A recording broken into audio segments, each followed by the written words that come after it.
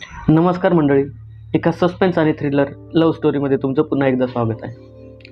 रात्रीचे 2 वाजले होते. बाहेर मुसळधार पाऊस सुरू होता आणि मुंबई पुणे हायवेवर आदित्यची कार वेगाने धावत होती. संपूर्ण रस्ता सुनसान होता. अचानक त्याच्या कारच्या हेडलाईट समोर पांढऱ्या साडीत एक मुलगी उभी दिसली. आदित्यने घाबरून जोरात ब्रेक मारला. कार काही इंचावर थांबली. तो संतापून बाहेर ओरडला, "अरे वेडी आहेस का? मरशील ना." पण ती मुलगी शांतपणे कारच्या काचेजवळ आली. तिचे डोळे पूर्ण भिजलेले होते आणि चेहऱ्यावर एक विचित्र दुःख दिसत होते. ती हळू आवाजात म्हणाली, "मला घरी सोडशील का? कारण उद्या माझं लग्न आहे." आदित्य थोडा शांत झाला. त्याला तिची दया आली, पण पुढच्या क्षणी त्याच्या मोबाईलवरून एक न्यूज नोटिफिकेशन आले. 3 वर्षापूर्वी मृत झालेली मुलगी पुन्हा दिसल्याने गावात खळबळ.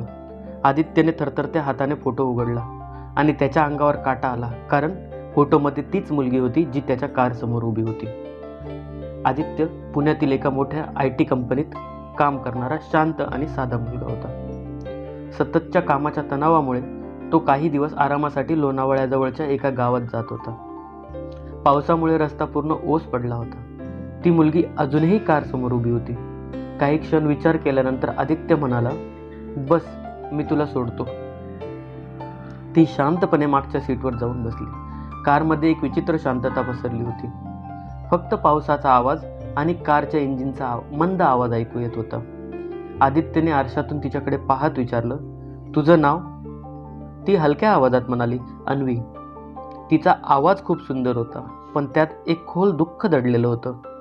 काही वेळानंतर आदित्यला जाणवलं की कारमध्ये अचानक प्रचंड थंडी वाढली आहे. त्याने आरशामधून मागे पाहिलं. मग मागच्या सीटवर अन्वी दिसतच नव्हती. त्याच्या छातीत दडदड सुरू झाली. तो घाबरून मागे वळला आणि अन्वी तिथेच शांतपणे बसलेली होती. ती हलकसं हसत म्हणाली, "काय झालं?" पण आदित्यच्या तोंडातून शब्दच फुटत नव्हते. अन्वीने सांगितलेला पत्ता एका जुन्या मोडकळीस आलेल्या वाड्याकडे जात होता. गावात पोहोचल्यावर आदित्यने पाहिलं की सगळे लोक त्याच्याकडे विचित्र नजरेने पाहत होते. वातावरणात एक अजब भीती होती. तेवढ्यात एक म्हातारा त्याच्याजवळ आला आणि घाबरलेल्या आवाजात विचारलं, "तू त्या मुलीला कारमध्ये बसवलंस का?"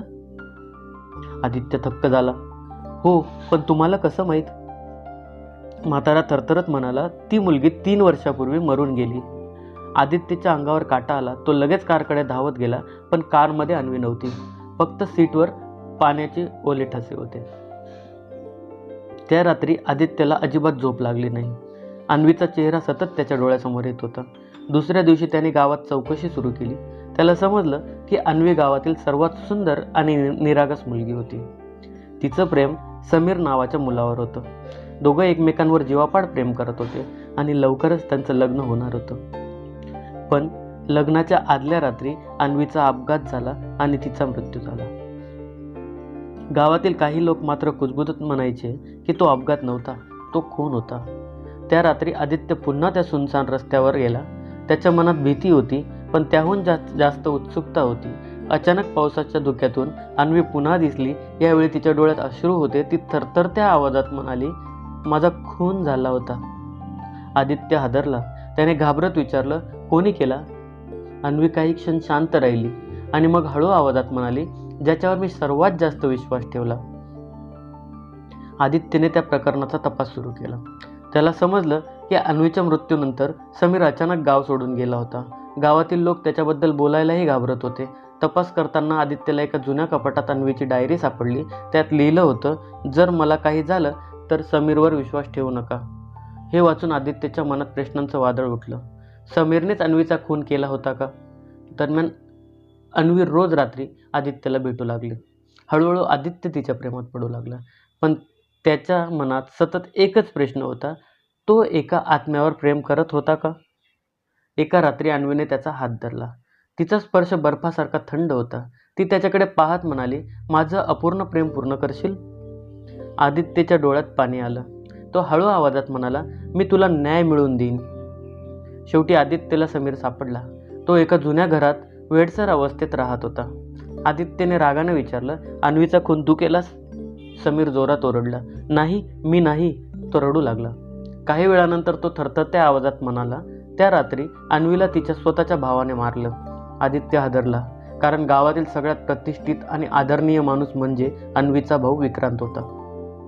हळूहळू संपूर्ण सत्य समोर आलं.